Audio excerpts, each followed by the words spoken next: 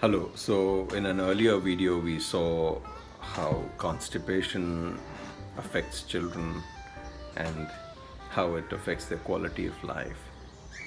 And we also saw the various causes of constipation and what we can do to manage constipation, to prevent it, to treat it, and how do we manage the child and how do we uh, train them for relieving themselves.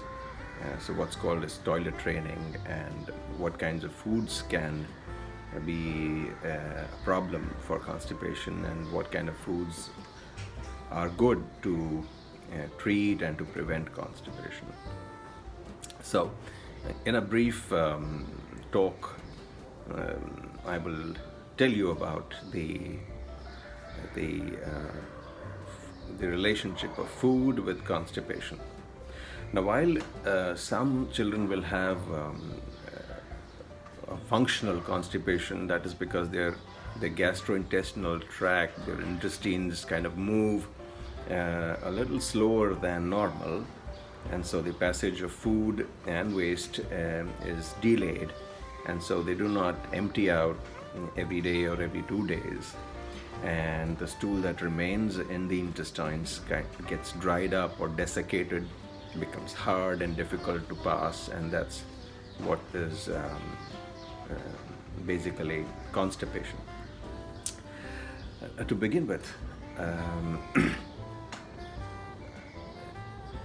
children that are bottle fed, that are given supplementary milk with a bottle, and even those that are not bottle fed but are given supplementary milk in the form of liquid animal milk or formula, their stools tend to be more well formed,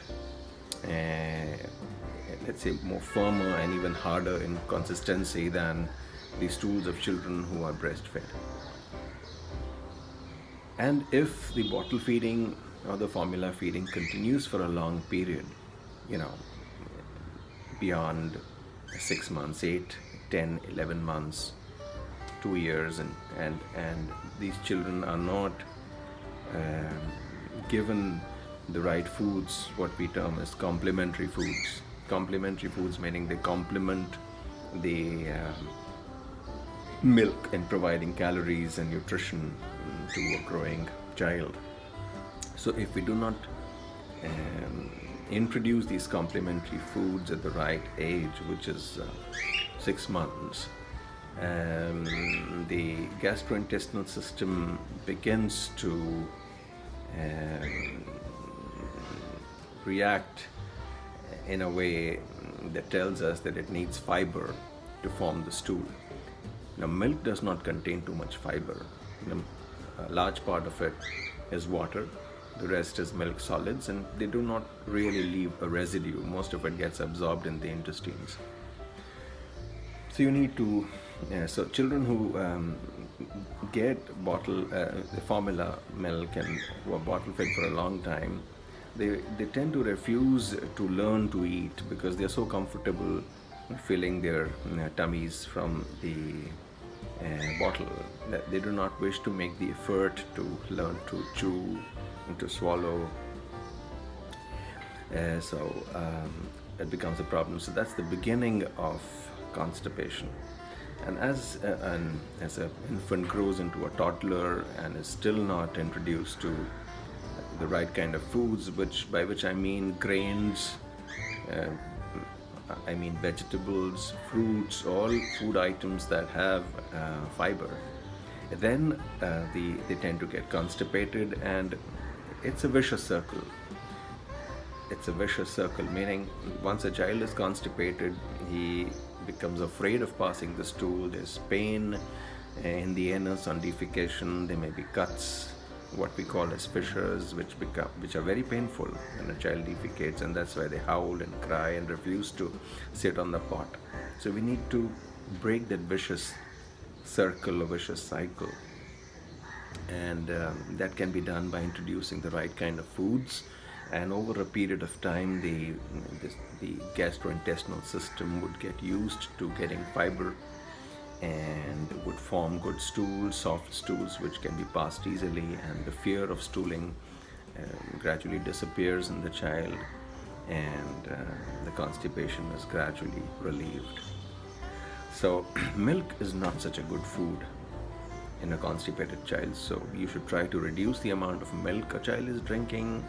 Um, Beyond the age of 1 year, bring it down to at most 2 cups in the day, and rest of the times, about 7 or 8 times, you should give a semi-solid and solid foods. So reduce milk, reduce foods like candies, which provide calories, but they're empty calories. There's neither any protein nor any fiber there. So reduce the foods like candies, like bread, biscuits that are made of fine flour, or maida as we call it in Hindi. They tend to cause constipation. In fact, they do cause constipation.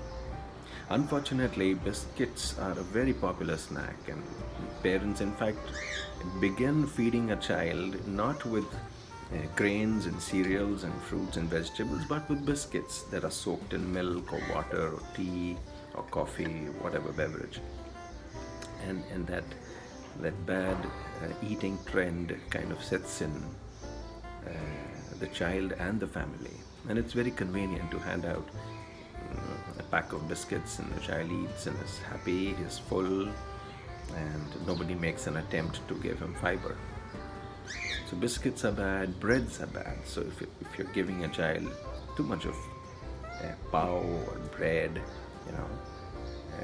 that will lead to constipation. What are good foods for constipation? Good foods to prevent constipation. Like I said, foods that give you fiber, and these are contained in grains, all of the grains like wheat, maize, jowar, bajra, all of the grains that are available in most third world countries, including India. Legumes, pulses, vegetables are a good source of fiber. So giving vegetables becomes an issue, and most times even the parents don't like to eat vegetables, so they kind of transmit that behavior to the child. You can make vegetables interesting. You can cook them in different manners, saute them sometimes, just boil them sometimes, cook them with a little masala, which becomes palatable. Remember one thing, that a child will not eat food because he is aware of the fact that this is what gives me energy and this is how I grow. A child will only eat food that is tasty for him, that kind of tickles his tongue. And that's why you find children leaning more towards the packaged wafers and other foods which have a peculiar attractive flavor, smell, taste. Okay, so try and make your food tasty at home. Make your vegetables tasty. Fruits have fiber, so all kinds of fruits.